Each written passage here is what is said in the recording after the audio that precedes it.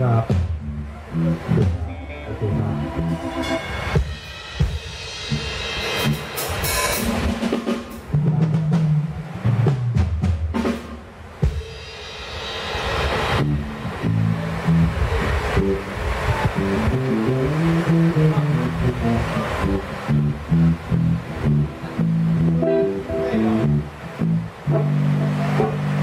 เบรดได้ไหมขึ้นหรือลงพี่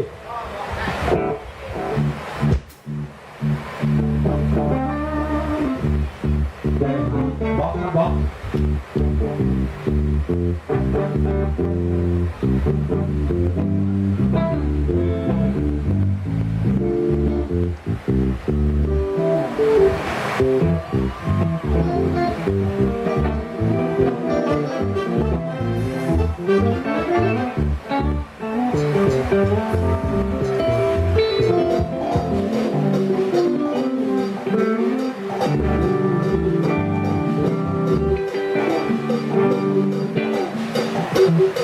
ไม่ครับไม่ครับ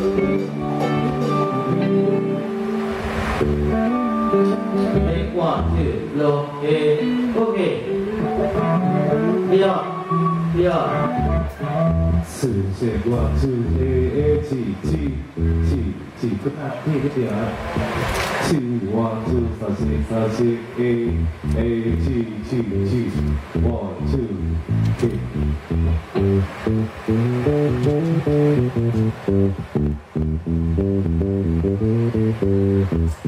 2 1 2 2 8 2 1 1 2ขึ้นมา4 1 1 2สวัสดีครับสวัสดีครับสวัสดีครับ4 1 2 2 2ผู้หญิงครับผู้หญิง สมบัตินะครับสมบัติ 4 1 2 2 2 1 2 4 1 2 2 2 English English 4 1 2 2A 2 โอเค โล ได้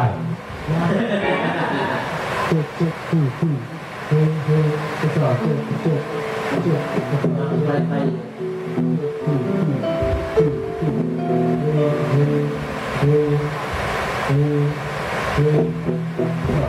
ได้ไหมครับยังเข้ามาครับ ยังไม่ดูว้าวรอดูครับว้าวว้าวทดสอบเช็คขึ้นที่ซ้ายครับเดี๋ยวพี่ลองดูครับได้ไหมเช็คทดสอบเช็ค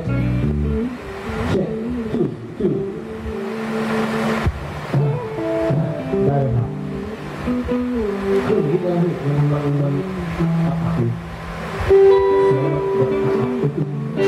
ันอาบก็ไม่ได้อาบน้ำสิ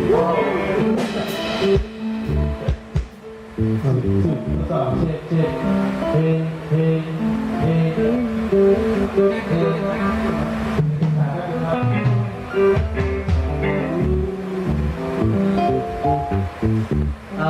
เอาเปลี่ยนที่จอยขึ้นไส้อีกนิดหนึ่งยกขึ้นไส้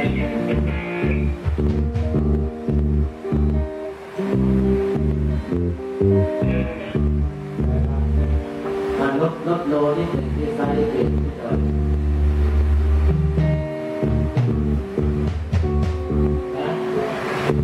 ขึ้นไปตอนนี้ได้แล้ว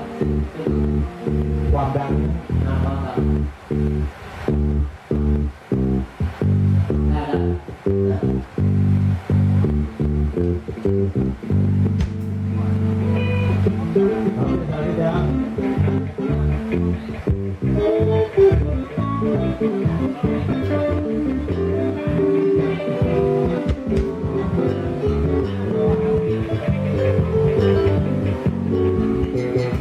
แล้วเรามาเรียนอีกที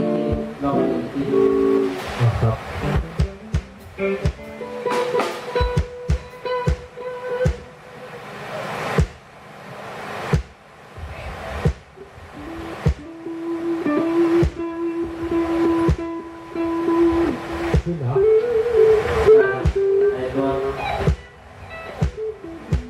พ่อโอเค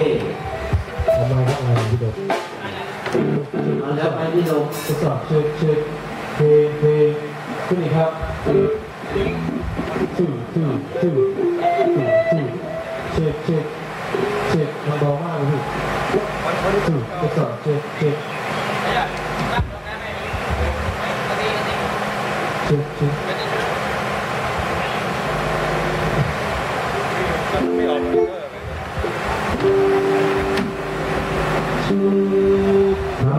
ถาม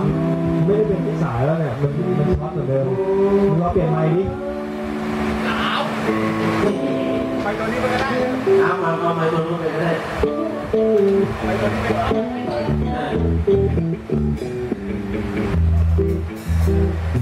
แล้วโม่อย่าเรียกหาออกไมค์เรียกที่อาร์ม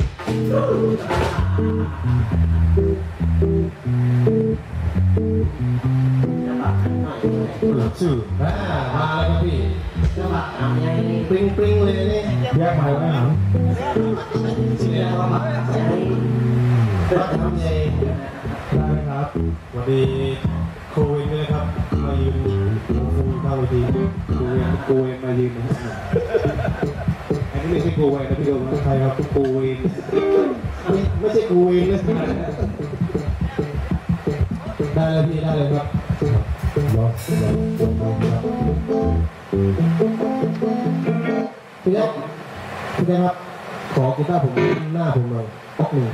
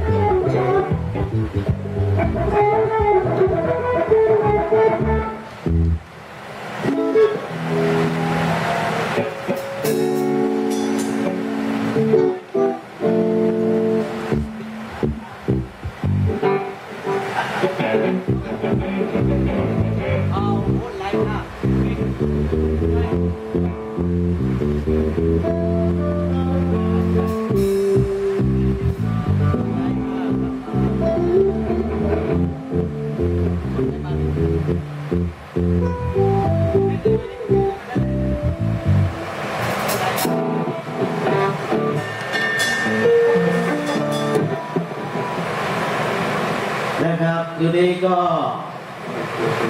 ก็ถือว่าจะมี3 วงนะฮะครับช่วงแรกก็จะเป็นหน้าที่นะฮะลำน้ำจากสุราษฎร์ธานีแล้วก็ช่วงที่2ก็จะเป็นน้องๆลูกหลานนะฮะจากโรงเรียนจังหวัดสุราษฎร์ธานี ครับวงนี้จะเด็กสุดแล้วนะครับเด็กสุด แล้วก็ปิดท้ายด้วยคาราเมล เด็กสุดเล่นก่อนเขาไปแก่เล่นหน่อย ครับเดี๋ยวคนแก่ๆเดี๋ยววันที่15โดยเวียนครบยาวทั้งคืนนะแล้วช่วงนี้ก็เปิดเวทีความบันเทิงกันวันหน่อยนะตั้งแต่ช่วงหัวค่ำนะครับไปเรื่อยๆแล้วเส้นรุ่นอื่นก็จะมีน้องๆลูกหลานนะ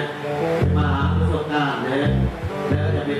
ประกวดตอนนี้ก็ได้แชมป์ระดับประเทศไทยมาแล้วสำหรับมัธยมตอนต้นนะเดี๋ยวสักครู่หนึ่งจะได้ชมฝีไม้ลายมือกันกับ